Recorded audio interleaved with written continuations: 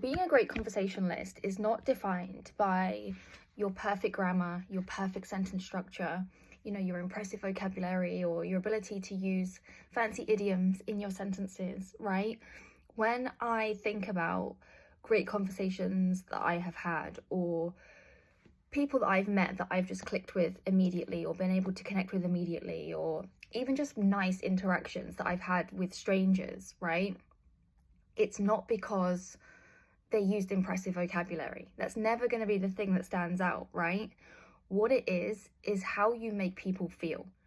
What makes a great conversation or a great conversationalist is someone who listens, somebody who holds space, somebody who is genuinely curious about the other person, right? You take an interest in what they're saying. You ask them open-ended questions.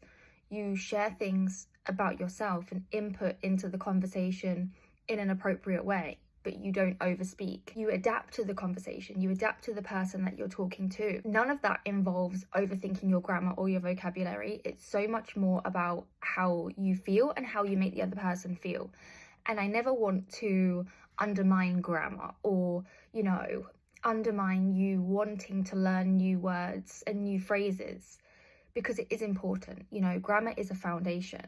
But once you have that foundation, I just don't want you to overthink it so much. I teach students one-to-one every day, and I see it over and over again. Like, once students kind of get to that B1 level of English, you just now need to practice talking, right? You can use the foundation that you have, you can use the knowledge that you have, but now it's time to just talk.